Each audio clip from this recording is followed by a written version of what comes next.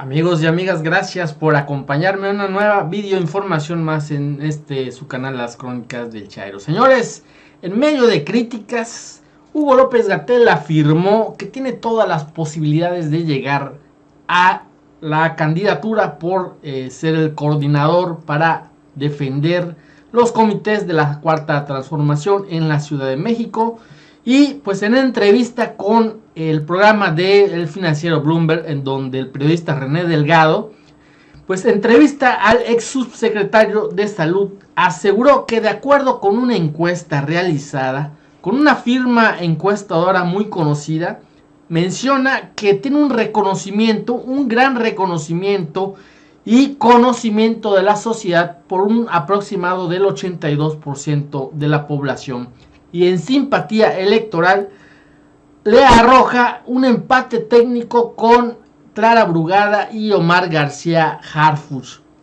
El exfuncionario, quien fuera encargado de la coordinación de la estrategia contra la pandemia del COVID-19, insistió que la simpatía no es que me la imagine, la ve en las calles, la gente se vuelca, lo arropa, le pide fotos, le da las gracias, no como medios como el que usted pues prácticamente se encuentra, y en algunos otros se lo dice también en su cara a René Delgado, pues quisieron hacer de toda esta tragedia pues un actuar político para denostarlo y golpearlo políticamente, no solamente a él, sino al gobierno de Andrés Manuel López Obrador, cuestionando sobre si buscará reconciliarse con la gente y las familias de los que fallecieron en la pandemia por una, entre comillas, fallida estrategia. Respondió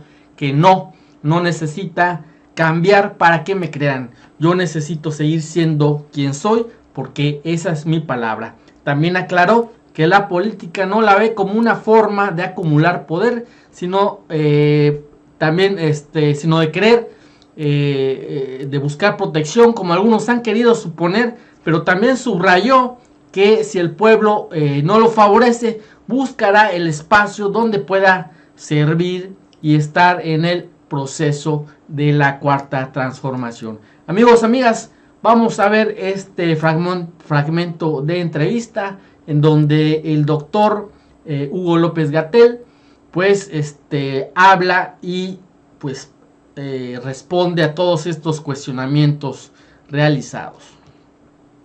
Que tuvo. Hay quienes lo llaman el doctor bendiciones y hay quien lo llama el doctor muerte. ¿Polariza usted? Sí. Hay minorías en el país que tienen posiciones muy intensas respecto a la transformación y que han visto que la transformación les ha ido restando espacios.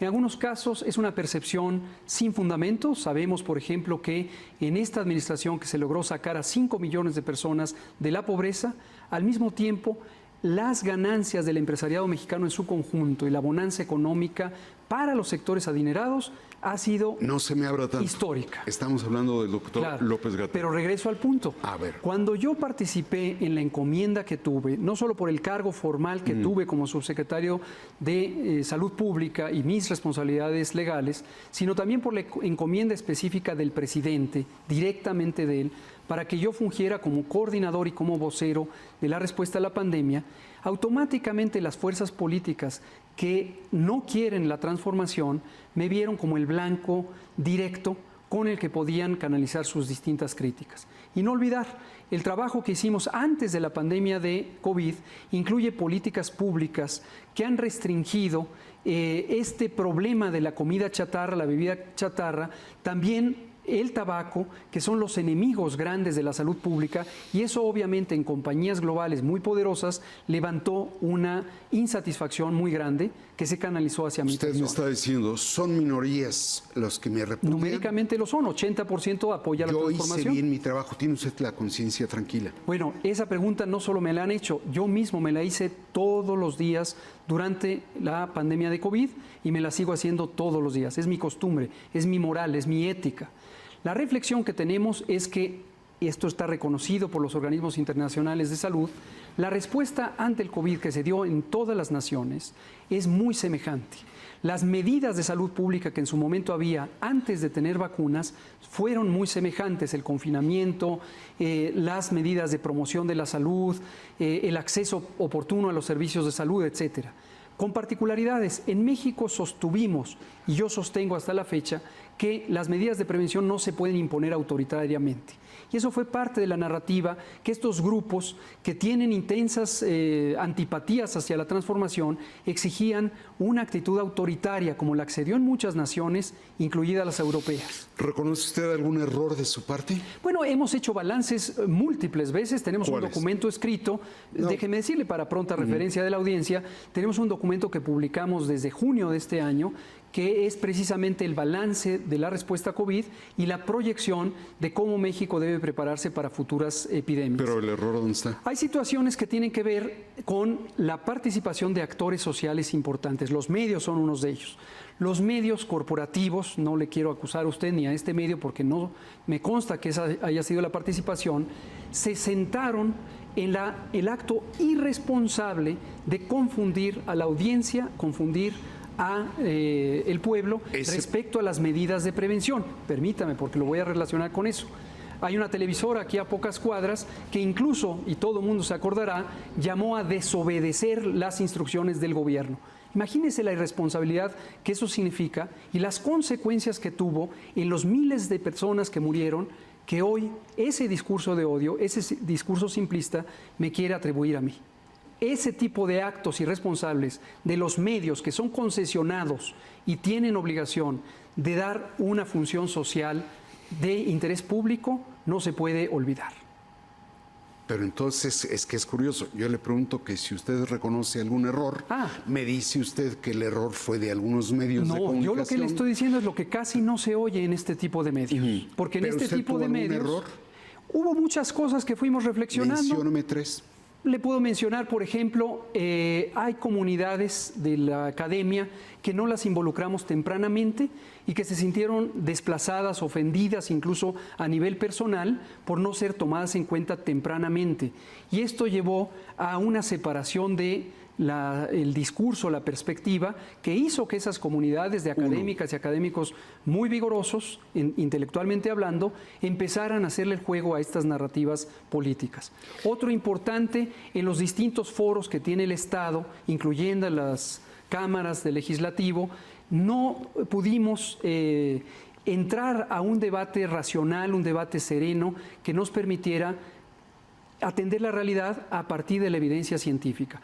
Pronto, por cierto, se polarizaron las cosas porque grupos políticos disfrazados de personas expertas empezaron también a sembrar esta campaña de odio y descrédito.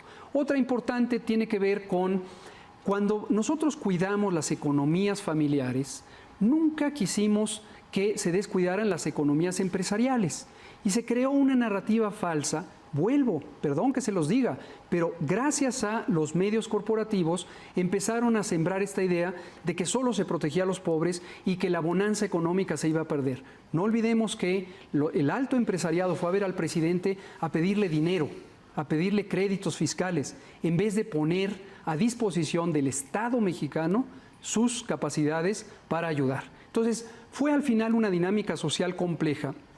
En todos los países se fue atendiendo conforme iba creciendo la evidencia y se tenían los recursos necesarios para solucionar el problema. A ver, doctor, me maravilla la capacidad que tiene usted de invertir las cosas. Estábamos hablando de errores del doctor Gatell. Sí. Y, bueno, fueron los medios, fueron los órganos legislativos, la no incorporación de colegios o consejos científicos y grupos interesados los que finalmente provocaron la situación que se dio.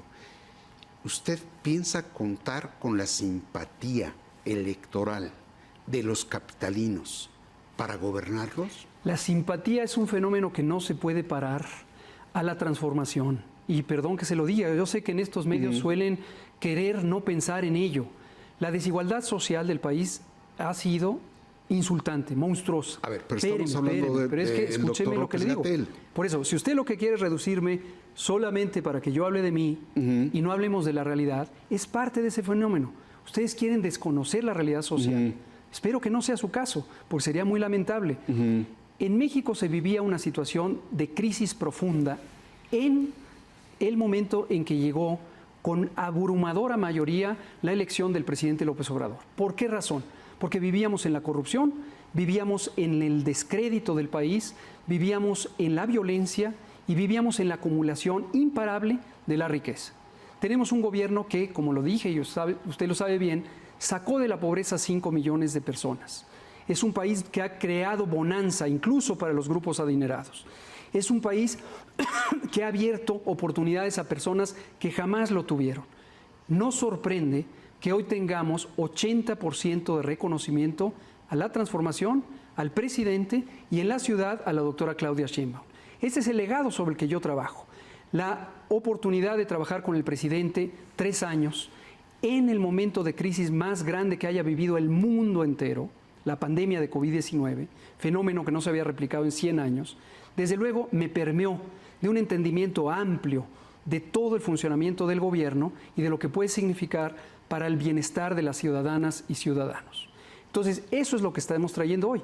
Usted me está planteando, ¿usted cree que tenga la simpatía? La simpatía la vemos en las calles. Estamos haciendo recorridos de terreno a pie, sin acarreados, sin dinero corporativo, sin manipulación. La gente se vuelca a agradecer, se quieren tomar fotos, es la expresión contemporánea de la simpatía, y nos expresan gracias por lo que hicieron de cuidarnos durante la pandemia, gracias por los 220 millones de vacunas que se aplicaron en tiempo récord, gracias porque le llegó a los desposeídos. Incluso anotan qué hubiera sido de México si los gobiernos anteriores corruptos les hubiera tocado gestionar la pandemia.